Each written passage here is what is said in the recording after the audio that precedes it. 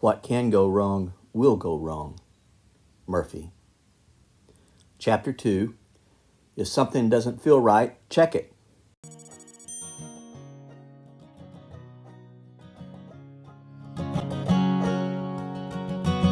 I'm wondering if you'd go wandering with me through the wilderness and woods to where the winds are blowing free, through the darkness of the night, heading toward the morning light. I wonder if you'd wander with me. Hello, and thanks for joining me as I share this excerpt from the second chapter of my book project. I was hiking on the Burkhead Mountain in the Uwharrie National Forest a couple of years ago. I was considering taking a long hike, but I had not decided where I would go yet. Burkhead Mountain is near my home, and it offered an opportunity for me to get out for 3 to 4 days, test my gear and myself. On the second morning of the hike, it was still a couple of hours before sunrise. The birds weren't awake yet, but I was. And it was time to pack up, strike camp, and get back on the trail. So I slung my 30-pound Osprey backpack on my shoulders, grabbed my trekking poles, and started out on the path. As I walked, there was a sharp pain in my shoulder. We began to become aware of our bodies as we hike. Sometimes it's a knee or a foot, sometimes it's shoulders or backs. Our bodies take a pounding as we go up and down the rough paths. Constantly carrying my home strapped to my back probably doesn't help either. Today was quite different. I couldn't quite figure out this pain. It was a sharp digging pain that didn't go away. I stretched out the other sore joints in my body. Had I injured my shoulder somehow? And then I thought to myself, quit whining and get to walking. It'll eventually go away. But it didn't go away. It only grew more intense with every step. And then after a couple of miles, I put my thumbs under my straps and pulled forward for some relief. And the pain shot through my chest. When I looked down, something didn't appear right. The straps that lay over my shoulder and crossed my sides as they are attached to the bottom of the pack. My right strap appeared twisted. And on closer inspection, I realized the problem. When I slung the pack over my shoulders, the sternum strap, that small strap that connects across the chest to hold the shoulder straps in place, had twisted behind the shoulder strap. And when I snapped it in place, the strap's hard plastic buckle had turned under my shoulder strap and it dug into my chest. I had endured a couple of miles of pain for no reason. Had I stopped and looked, then I could have fixed it and moved on. It's simple, right? These lessons have taken a long time for me to really learn. In fact, I continue to learn them. Just as it took 200 miles for me to begin to embrace the ups and downs of the trail, I'm only beginning to embrace all of these lessons. My sternum strap was only the first lesson, and if something doesn't feel right, check it. But it wouldn't be my last one. Only 1 week before I left for Amicalola Falls to begin the Appalachian Trail, I was invited by John, Senior Hiker 77, to a hiking trip at Cumberland Island, Georgia. John hosts a YouTube channel that I enjoy. His wit and wisdom are very entertaining and informative, and we've shared comments between our two channels, and I jumped at the chance when he asked if I wanted to join him and several other YouTubers for a hike. Cumberland Island is a different experience than the ups and downs of mountain trails. I think the highest peak that we crested was about 200 feet, and that was over an 8-mile stretch across the island. Joining this group of hikers was a thrill. Everyone was inviting and interesting. We enjoyed the scenes and the camaraderie. The animal life was fun to see. There were feral horses and pigs. There were all types of waterfowl, and there were armadillos. There were lots of armadillos. One afternoon, Ice Bear, RVA hiker girl, Jason, and I decided to hike up to the First African Baptist Church on the north end of the island. It's a little one-room building with no electricity, no water. It was built in 1893. The local community still uses the little structure for weekly worship. Its other claim to fame is that John F. Kennedy Jr. and Carolyn Bessette were married there in 1996. So as we hiked through the marshy land on a narrow path that in some places was barely passable, I told Jason that I thought my shoes might be wearing out. It felt like the right sole was splitting from side to side. Something didn't feel right. We kept walking. We toured around the pretty little church, continued up the trail to the island's cemetery to see it. Finally, we returned back to our camping area just in time to catch a wonderful sunset over the waters that surround the island. In my tent, I took off my shoe to examine it. There was nothing wrong with the shoe, but I failed to lace it securely that morning, and my foot had been sliding back and forth all day long as I walked.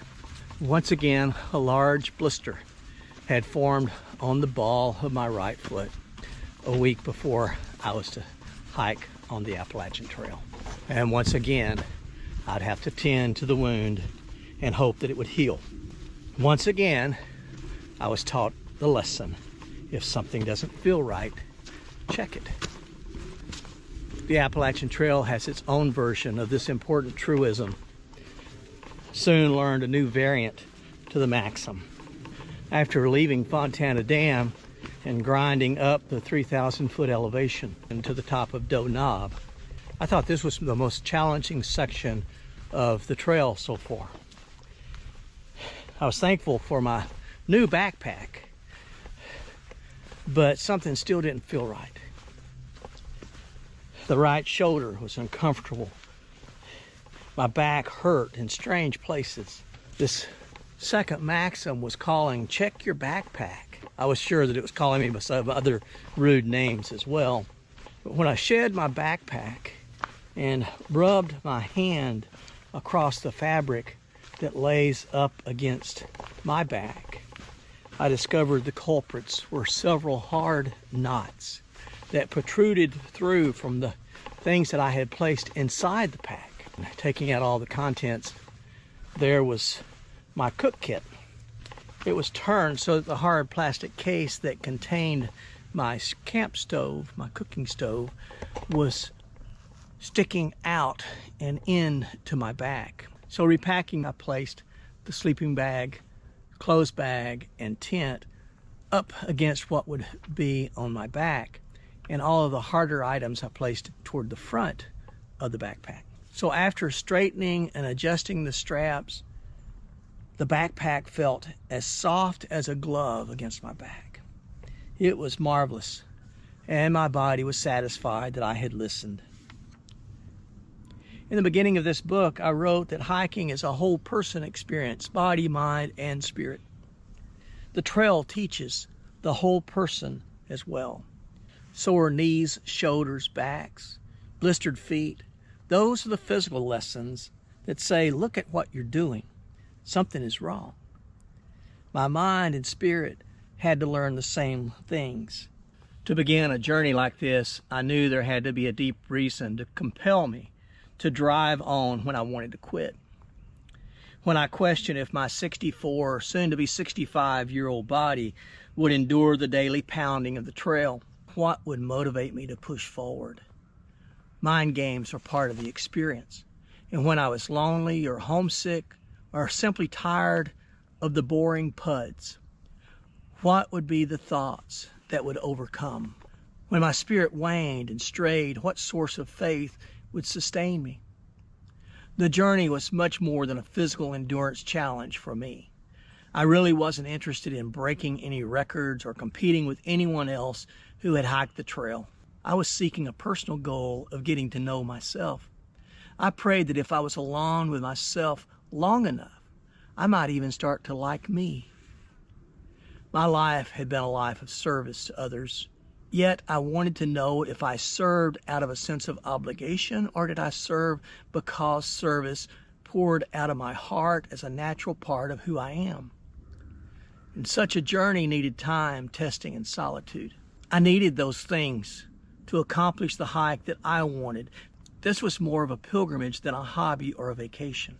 Perhaps I needed the physical reminders of sore joints, blistered feet to remind me of the mental and spiritual lessons. Early in the hike, the trail was crowded with hikers. Nearly 3,000 people had registered through the Appalachian Trail Conservancy's website that they had intended to hike the trail in 2021. And there were others who had paused their 2020 hike because of the COVID pandemic, and they shared the trail with this year's group. There were estimates that another group, perhaps 3 times larger than those who had registered, were also hiking. The trail was strained to accommodate so many people, and it was a challenge that I had not considered. The shelters in Georgia are spaced out at 8-mile intervals. Now that's a full day's journey when walking up and down the mountain paths. The shelters were generally filled with hikers by the time I arrived. That wasn't a concern of mine. I preferred my tent. However, the areas surrounding the shelter were strewn with tents. Little homes of all shapes and colors were crowded together with hikers. All were new to the trail, while many were new to hiking. And these shanty communities made for interesting dynamics throughout the night. One time, a young man in his early 20s was hiking with his mother. She was a quiet, patient lady. He was the opposite. And throughout the night, her son constantly zipped open their tent. At the top of his voice, he fussed about being uncomfortable. Then he would zip the tent shut again. Soon the other hikers were awakened by his antics, and they began to shout at him to go to sleep. Needless to say, it wasn't the most restful night. So early the next morning, I packed all of my belongings. I strapped them to my back and turned on my headlamp and hit the trail. I wanted to escape. As I walked, I was surprised to be descending down and across a stream. I thought the day was supposed to start with a climb out of Hawk Mountain Shelter, and about a mile, I decided that this just did not feel right. So I looked at Guthook, which is the GPS app on my phone. It showed that I was walking southbound.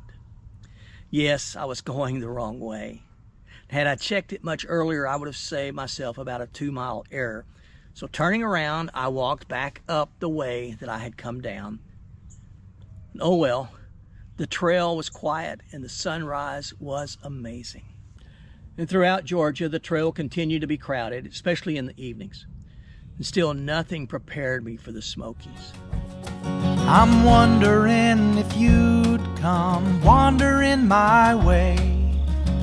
If you ever get lost, or if the trail leads you astray. The music of the pack can always bring you back.